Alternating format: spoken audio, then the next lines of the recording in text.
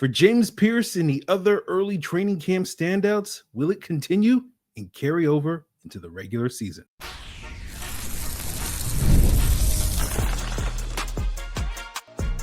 You are Locked On Falcons, your daily Atlanta Falcons podcast.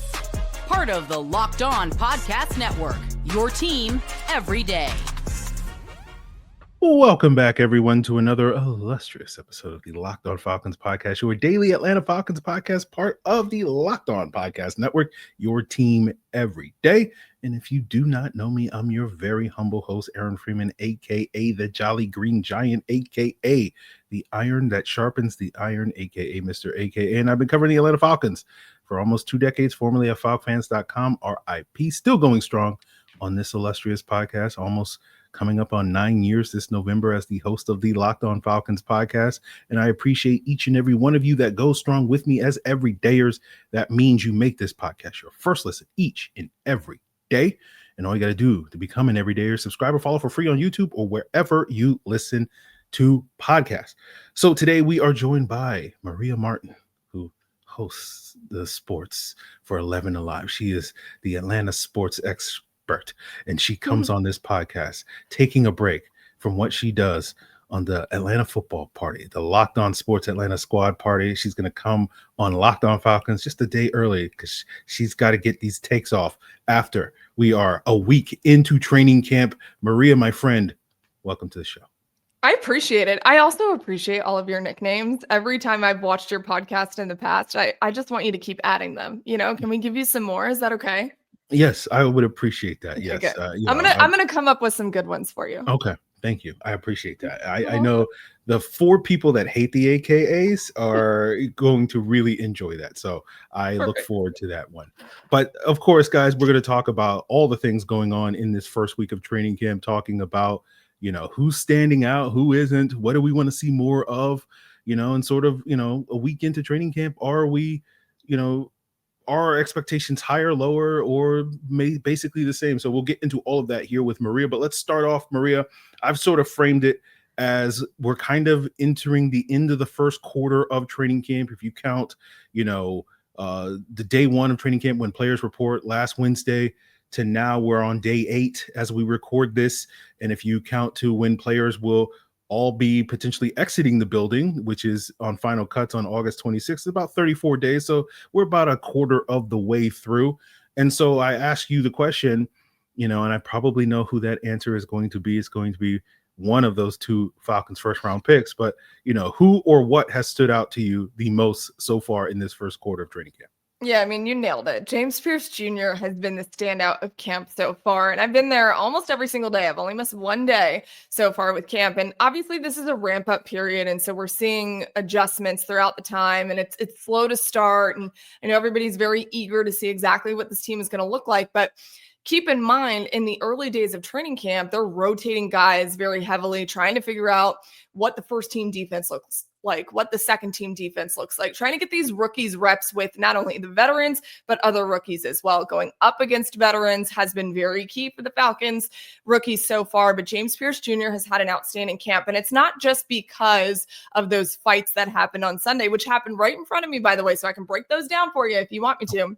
Appreciate it. But one thing that I think was very important that Raheem Morris said yesterday on Tuesday was that part of the reason they drafted James Pearce Jr., you can look at all the intangibles and you love his length, you love his size, you love how fast he is, especially as an edge rusher. But the fact that he has a, no pun intended, an edge to him. So forget the position. It's just the adjective of the person. He does have that. And really, we've talked about it before, Aaron. There are not a lot of players on the Falcons within recent history. I'm talking the last 5 years who really have that extra edge. We've seen Drake London have it at times. We saw him direct that at D-Led in practice. But other than that, which we can talk about too if you want to.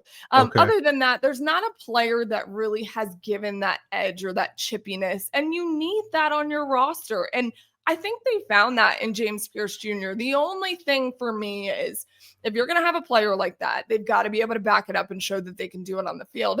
And so far he has been able to do that. Leonard Floyd made an excellent point that he's getting under the skin of the offensive lineman because he's doing his job well. That's what makes offensive linemen frustrated. I'll tell you what, in training camp, if you ever go out there, if you're a fan and you're listening and you're going to go out to one of these open practices, keep your eyes on Caleb McGarry and James Pearce Jr. when they go up against each other.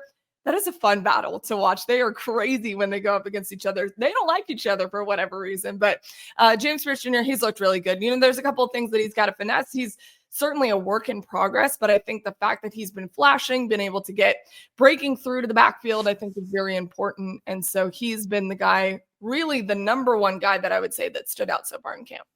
Yeah, I thought Jarvis the other day when he was on the pod made a great point where it's like offensive linemen aren't getting upset at guys that they're beating every single rep, right? And so, as you say, James Pearce is getting under the skin of these offensive linemen, which is certainly a very promising sign for what he's going to be. And as you said, Maria, I cannot wait to see him on the football field. I don't know when that's going to be because I don't know if he's going to play in the preseason based off of the start of training camp so far. Yeah. But when we get to week one, going up against that Tampa Bay Buccaneers team, we certainly should be able to get to see exactly how far along and how high that floor is going to be for that pass rush. But, you mentioned the Drake London incident with D-Led, where, I guess Drake showed that he was a little miffed that maybe it's some of the reports for D-Led earlier in practices about some of the fumbles that he was having in the practice. So, Maria, you can score the James Pearce fights. Can you score the Drake London D-Led fights as well for us? Are we going to rank it on like a 1 to 10? It was awesome. I love players that do that. And some people tweeted at me and said it was soft by Drake, play football. No, this is what it's about. You want someone to show that they care. And Drake certainly cares and cares that D-Led was reporting certain things. I do want to put something out there that not a lot of people keep in mind. Ball security issues for offense are not uncommon when you first go back to practice. So let's say the beginning days of training camp, and there's a lot of people saying, oh, ball security, and a lot of guys are dropping balls and the punch outs are crazy. Well, yeah, these guys haven't been working against defenders for an entire offseason. So you got to remember that when Michael Penix Jr. is calling up some of his playmakers and saying, hey, let's work out in the middle of a high school football field in Tampa, there's nobody covering these guys one-on-one. So they're used to just catching things in the open field. Ball security is going to be an issue. So for Drake, if you're fumbling the ball, getting a punch out, whatever, and it looks a little wonky, that's not really going to be the case come September. I don't think, at least for Drake. Drake is due for a monster season. He looks good. Aside from some of the ball security issues, he looks fantastic. And I do enjoy the fact that he reads everything and watches everything. These guys say they don't, but they do. And I thought that was really fun. He caught a pretty incredible pass from Michael Penix Jr. outside the numbers towards us, the media members that were standing on that side, and pointed right at D-Led. What's funny is if you go to the Falcons Twitter, there's a video of a recap of Tuesday. You'll see Drake do it. You can't hear what he says, but you'll see him do it. He points to D-Led and says, report that ish, D-Led. And it was just one of the funniest moments we've had at camp. It was awesome. Yeah. And I was just reading, I was catching up on other camp news, and I was reading an article about Tucker Kraft, who had a couple of fumbles, the Green Bay Packers tight end in the first week of training camp. And there was a little back and forth between him and Matt LaFleur, the Packers head coach, because Matt LaFleur was asked about like the ball security issues, and he kind of threw Tucker Kraft under the bus. And then when they asked Tucker Kraft about it, he was like, he basically broke it down where it's like, look, I'm not allowed to stiff arm guys, but defenders are allowed to just keep punching at the ball multiple times in order to knock the ball loose. And it's just one of those things that is just kind of a byproduct of the nature of practice, which is in a real NFL game. Tucker Kraft was basically like, I would just stiff arm that guy into oblivion and it wouldn't be a fumble in an actual game. So that is another thing I think people need to keep in mind. Like, this is, the aspect of practice that makes it practice as opposed to how the game goes. So, thank you, Maria, for that nugget on Drake London. But, they aren't the only guys that have stood out. I want to get your thoughts on the whole Kyle Pitts-Michael Penix connection, as well as maybe some other potential concerns for you that you may not have seen quite enough of to say that they're standouts so far in training camp. And we'll get into all of that as we continue today's Locked On Falcons. So it's time to fuel up and turn it up with 5-Hour Energy Transfusion. It brings the bold grape and ginger and lime flavor of your favorite golf drink minus the alcohol into a quick, energizing shot. Whether you're sinking birdies or just making memories with friends, this one's a hole-in-one for your energy game. We keep hearing how Michael Penix wants to improve his golf game. Well, Mike, I suggest maybe you should get that extra boost of energy to stay sharp and energized. In the 5-hour energy transfusion shot with grape ginger lime flavor gives you the best parts of your clubhouse go-to without chasing down the bev cart. And if you go to 5hourenergy.com today, that is the number 5hourenergy.com, you can use my promo code LOCKEDONGolf to receive 20% off your order. This offer is only valid until September 30th on one order and cannot be used with other promotions. The code is not good on subscription orders. Whether you're meeting up with friends or trying to turn 18 holes into 36, get the energizing boost you need to power through. Order the transfusion flavored 5-hour energy shots today at 5hourenergy.com. So Maria, let's talk more about some of the other standouts for the Falcons in this first week of training camp. Let's talk about Michael Penix, Kyle Pitts. That's been sort of a big buzz point in this first quote unquote quarter of training camp and that connection. What are your thoughts on that? Well, one of my biggest concerns, I'll tell you, has to do with both of these guys, is that people think that stats during training camp matter. I will tell you firsthand, they don't matter at all, because there's so many different variables when it comes to training camp, especially early.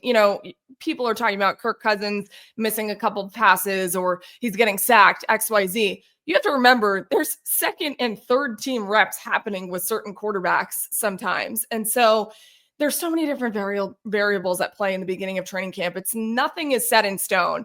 And so I don't pay attention to that stuff early on. I will say that first and foremost. Number two, Mike Penix looks so good. He does. I mean, he looks every bit like a veteran. And again, he's very much a work in progress as well. He's by no means what we hope that he becomes, which is the franchise quarterback in the face of this team for the next 10 plus years, was the goal by everyone that drafted him when Kirk Cousins was the starting quarterback.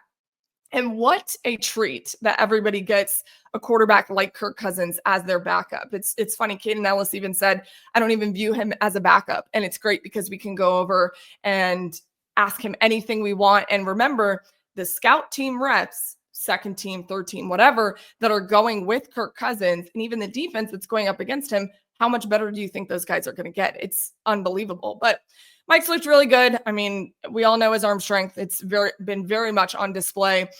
Red zone has not been an issue for Mike, which, as we know, and we have talked about ad nauseum, red zone has been a big issue for this Falcons offense in recent memory. So we're hoping he can take that to the next level. And he looks very comfortable with his receivers. One thing I'm looking for is going to be, is he anticipating throws? Is he throwing on time? Is he getting guys open? Those are things we haven't really seen from Mike yet, just because, as we have talked about before, it's the nature of practice and the early days of training camp. And first day of pads was not as exciting as I thought it was going to be. I think because I saw the fights on Sunday, I expected the same level of intensity and chippiness.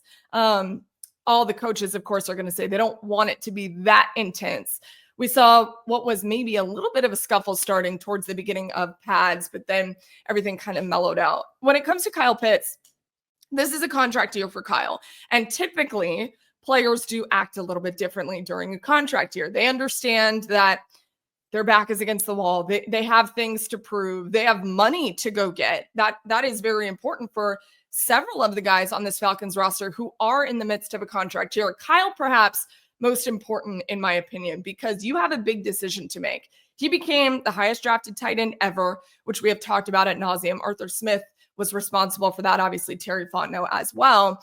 And he's on his sixth quarterback in 5 years. He is showing us nothing like he showed us his rookie year, making a Pro Bowl, breaking a franchise record.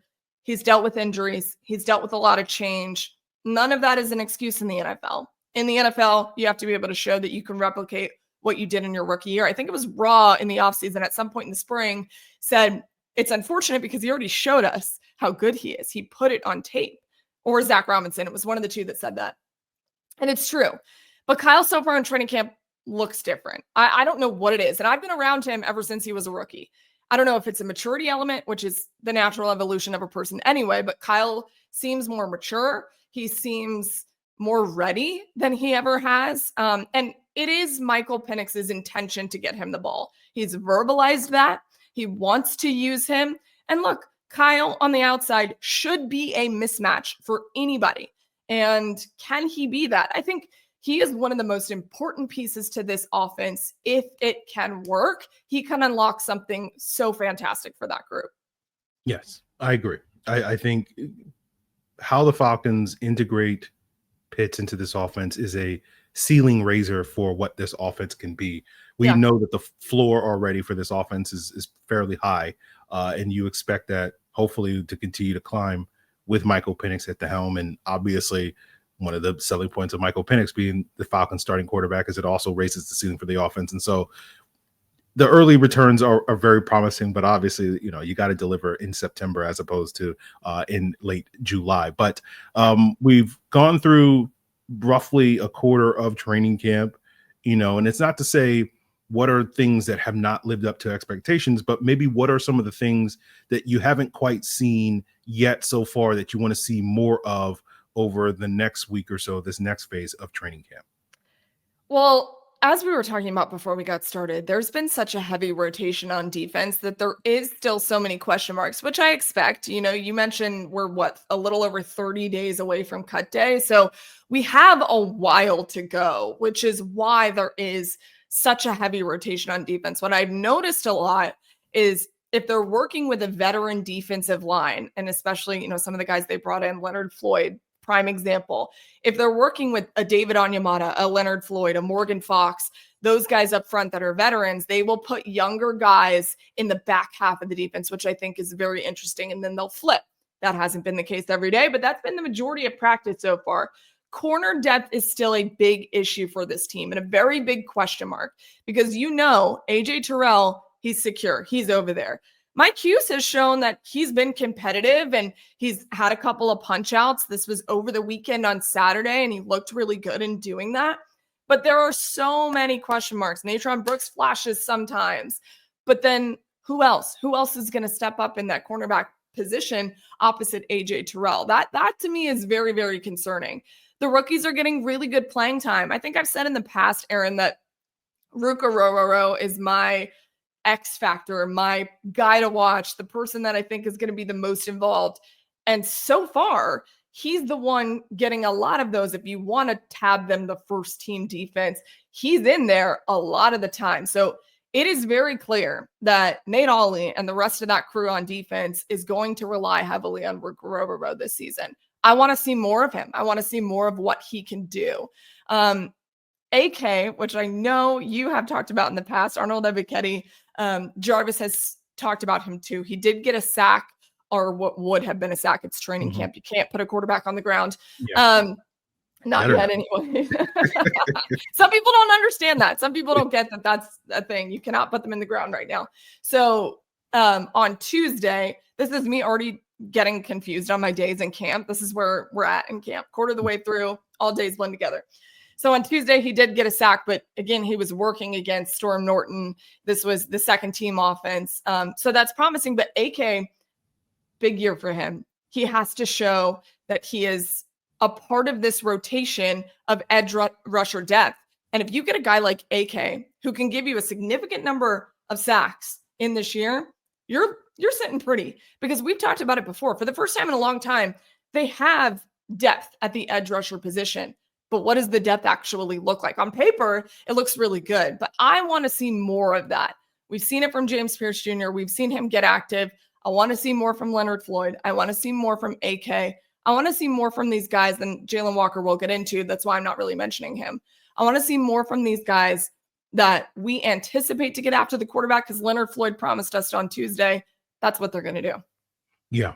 You talked about Kyle Pitts entering contract year. The same applies to Arnold Ebiketie. So we'll see if he can pop this upcoming season. But you mentioned, wanting to talk about Jalon Walker and sort of how much concern is there that he's missing some of this practice time? Is this going to stall him? And let's talk about that as we wrap up today's Locked On Falcons. Now, if you ever thought that you wanted to have managing your money be a little bit easier, Monarch Money is here to help Whether you're looking to grow your savings or planning that big purchase, Monarch is going to put you in the driver's seat. It's like having your own personal CFO, giving you full visibility and control over your finances. Monarch Money is more than a budgeting app. It's a complete financial command center where you can track all your accounts, investments, and spending all in one place. So in addition to managing your money, you start building wealth. Locked On has been good to me these past few years, but I could do a better job managing and building my budgets. And Monarch Money is just another tool that's going to help me reach my financial goals, and you can reach yours and take control of your finances with Monarch Money by using code LOCKEDONNFL at monarchmoney.com for 50% off your first year. That's monarchmoney.com, code LOCKEDONNFL for half off your first year. So wrapping up today's Locked On Falcons here with Maria Martin of 11 Alive. And we are talking about some of the things that we want to see more of for this Falcons team, going into this next phase of training camp now that we're through, arguably the first quarter of camp. And you mentioned Jalon Walker and, the fact that he's missing some practice time. Raheem Morris has talked about it being part of the modified program mentioned on yesterday's episode when talking about it with Jarvis Davis of Locked On Sports Atlanta. This could be just part of that time he missed during the spring due to a quad strain, and that just part of them wanting to keep him, as someone I saw on Twitter, it's load management when it comes to some of these things. But, what are your thoughts on Jalon Walker missing time? Is it a concern to you? Do you feel like this has the potential to impact how he starts the season, or, are you just in wait and see mode? I'm starting to get concerned because he's already missed time in the spring, and then 2 consecutive missed practices with days in between during training camp when you're a rookie is typically not a good sign. Now, Ra was very vague about all of it, and so that makes me concerned that there was not really a direct answer when he was asked about it. We'll see if he's out there on Thursday, and that's going to be one of the key things I'm looking for, because you need Jalon Walker out there. He needs the reps. This is not somebody who's clocked 3 years in the NFL, 4 years in the NFL, which is not a long time, obviously, but more than a rookie. So I think, especially in the early days of training camp, reps are critical for these rookies. You see Billy Bowman getting in there. You see Xavier Watts getting in there, James Pearce Jr. We've already talked about in some of these other rookies as well, especially undrafted free agents, like Kobe Bryant, who is a fan favorite. He finally was at practice on Tuesday, and everyone's very excited. But for Jalon Walker, it is starting to become a concern for me. If he misses more practice time, I will really start wondering what's going on with him. And the first training camp practice that we had, we were able to talk to Jalon. He was one of the first players given to us. He was different. I don't know if he was just locked in. I don't know if he was super serious because he was locked in. I haven't seen him like that before. So I'm starting to get a little bit concerned about him. I'm not at the level where I'm saying everyone should panic and this is going to affect his playing time, but I will say it is starting to be a concern for sure. Yeah. I think it's approaching yellow flag territory. It's like it's a lime green at this point in time, but I think you're right. If he misses a third consecutive practice over the course of, a 4 or 5 day period, that starts to get more into that yellow flag, I think, potential. We're just going down the color wheel, I guess you could say, when it comes to, the issues with that. So it is certainly something that I think we're going to start paying a little bit more attention to, because I think you're right. When you think about the other players that are on this load management, like Kyle Pitts and the sort of modified practice, like he gets certain elements of practice off, but he's not missing any practices. Caleb McGarry got a day off and then came back the next day, and so you do wonder a little bit if there's a little bit more to the Jalon Walker situation than what has been, explicitly told by us. But, that being said, Maria, when we look ahead to the upcoming season, we're only a weekend, so it's still early in the process. What you have seen so far in training camp, has that raised, lowered, or your expectations, or are they still basically the same? I think they're basically the same. I really think this is a good football team on paper. Yes, I talked about the lack of cornerback depth, which I'm hoping they'll address at some point. I'm hoping it comes to light within the next couple of weeks. And especially when we get to joint practices later in the summer, I think you're really going to start to see position groups kind of form and fill out, But for right now, it's too early for me to tell. I will say for sure it is an encouraging sign that there was the level of chippiness and aggression that we saw on Sunday. I know coaches don't like it to the level it was at. You don't want guys swinging on each other. Nobody wants that anyway. But you want guys to talk some trash to each other. You want them to get in their faces. As long as they're cool in the locker room and they're still good teammates, I think that element of it is what makes great teams great. Championship teams show that they care. They get under your skin because they're good at football. And I thought that was very refreshing to see. I have not seen that in years past of these teams, and all of those teams did not make the playoffs. So that is obviously the goal. And one of the big overarching themes by this entire group is that they don't want to overpromise this year. They're very hesitant to put out these lofty goals and expectations.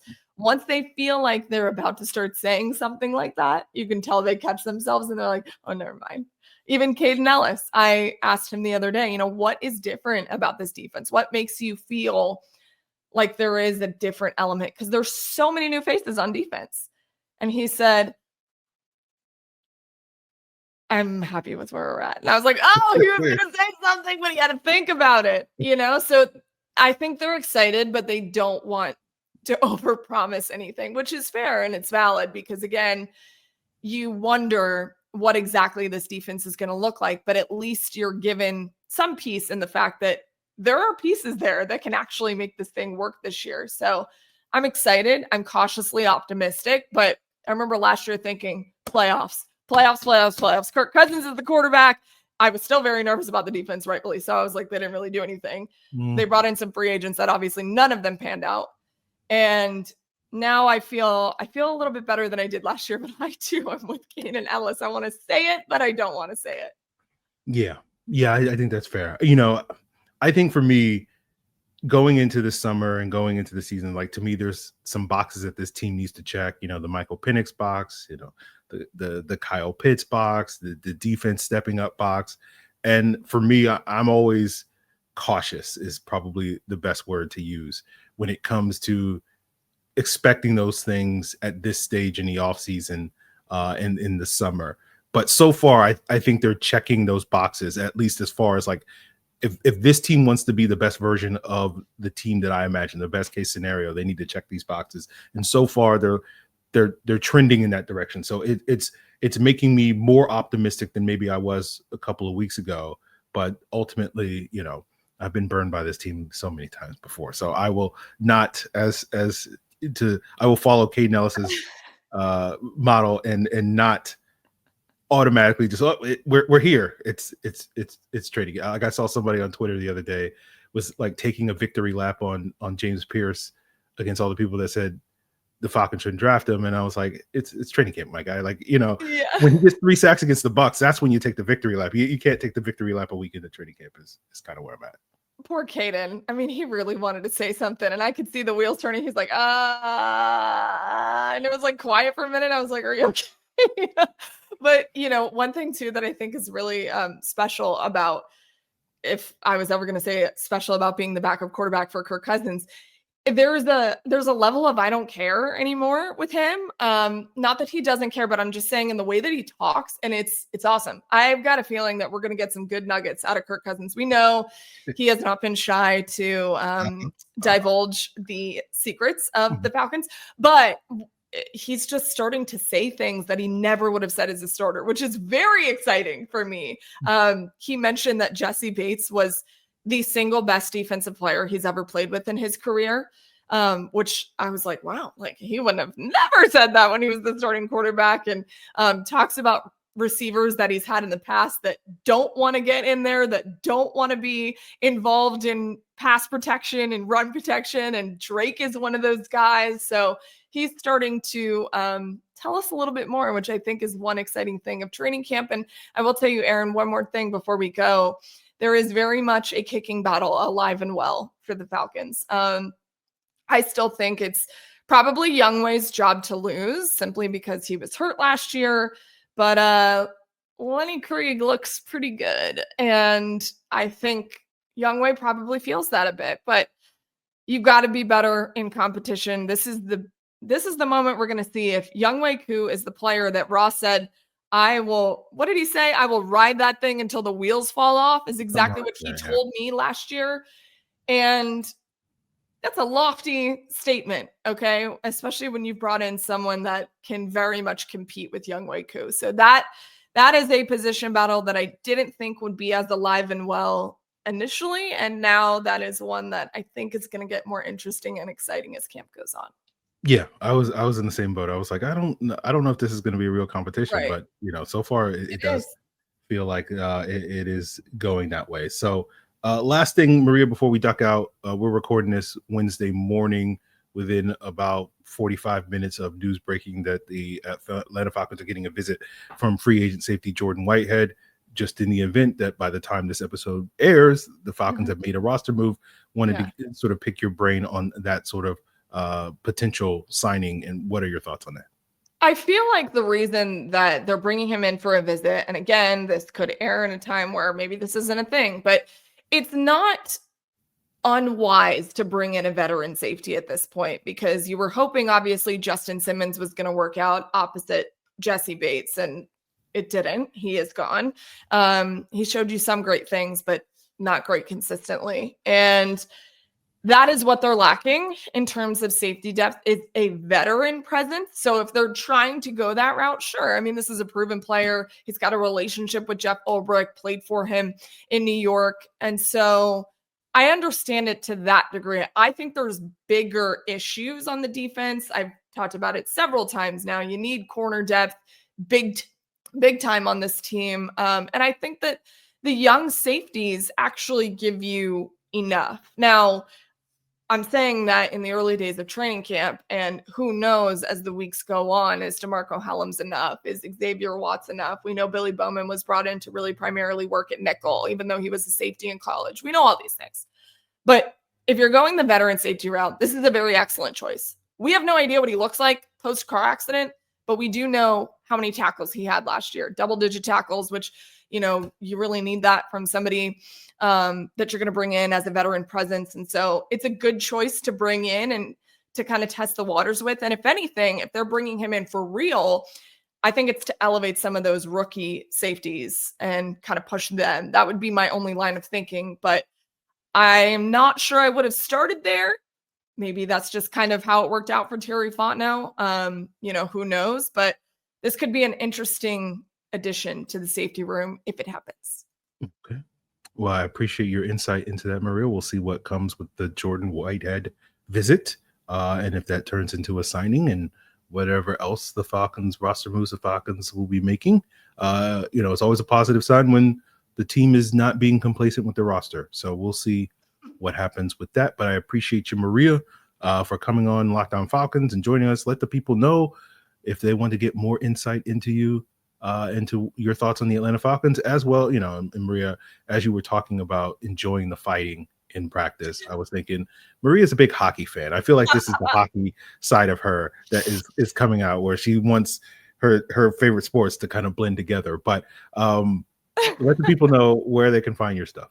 Me and Matthew Bergeron are the same in that, he's a Canadian. He's a guy that likes to get scrappy, and no secret that he was in the middle of those fights as well. So, yeah, of course, I would love to see that. I don't want people to swing on each other in football. It's a little more dangerous, but I would love to see my sports blend together. That's what makes hockey so great, is that they're just fighting each other sometimes. If you want to see more, I am doing news and notes every single day that I'm out at practice too. So if you go to my Twitter, Rhea_Martin, we post the links of all of my news and notes of the day. I have video, I have insight, I have things that you don't need to miss at camp. And so I can break all those things down for you on Twitter. And then also I host 11 Alive Sports Extra every single Sunday at 11:30. So, guys, that's going to do it for us here. Appreciate Maria Martin for joining us on today's Locked On Falcons. We should be joined tomorrow by Josh Kendall of The Athletic to get his thoughts on this first, 8 or so days of Falcons training camp. So continue to make Locked On Falcons your first listen by checking us out on YouTube or wherever you listen to podcasts. And for your second listen, check out Locked On Bets, where betting experts Lee Sterling, Kevin Rogers are going to give you those MLB locks and those football futures. It's all part of Locked On Podcast Network, your team every day.